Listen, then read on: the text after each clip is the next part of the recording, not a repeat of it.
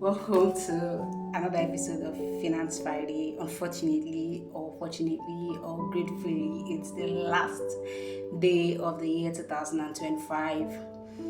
I really wanted to record a video for at least the month of December, but it's been a very amazing month for me, and I have been a bit swamped with my personal life and stuff.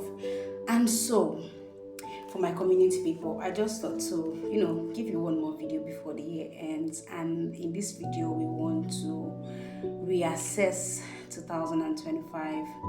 How was 2025 for you in your personal finance? Did you do better? Did you stick to your budget? What were some mistakes that you made? I know that for some of us, I think for myself personally, I think one of the lessons I learned with money was the reinforcement of the point I picked in the book, Psychology of Money, that our spendings are typically driven basically by psychology. So it is not so much so about you wanting to do those things. It is something innately that somehow overrides your decisions, and it shows up in your expense tracker if you have one. I know I provided one for my community in the early parts of the year, but it's currently until I think on Seller. I will drop a link to that or in the comment section. Okay, so we really want to quickly assess how was 2025 for you. How often did you create a budget? How often did you review your budget? How often did you track your expenses? What are some of the major expenses that you did this year? Can those major expenses, can it really be tracked to any of the goals that you set for yourself in the beginning of the year 2025?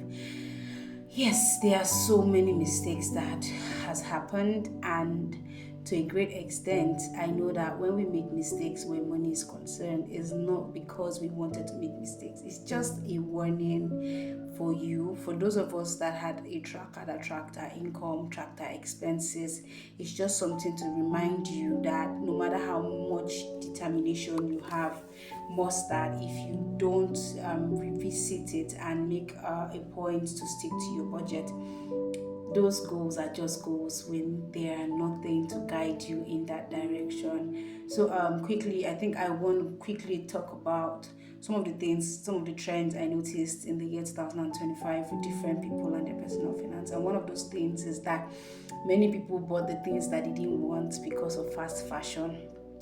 I would have mentioned the brand, but because I don't have the money for lawsuit, but because of fast fashion, everything being within your fingertips, so many of us have spent monies that we didn't plan to spend. And I know that as the year comes to an end, you review your finances, you're trying to beat yourself up. So what you want to do right now is to first and foremost go on your any of those apps and knock off your card details. That's one way to make sure you don't make the same mistake in the year 2025. I know some people will say that what are some of the goals that you had or some of the things you achieved, and you could say, I'm alive. I mean, being alive is such a big reason, right, to be grateful to God, and I do not and I will not ever take that opportunity for granted. So if you're just alive, then it is something to be grateful for. What are we looking forward to in 2025, 2026? We have to begin to make those plans. You don't have to wait till the 12 p.m. or till 12 a.m. till the crossover time. We can begin to make plans for 2026 right now so that you don't get caught off guard. Okay, so I hope that we have a better relationship. We had better relationships with our money stealing coming from these conversations, and I look forward to seeing you in 2026.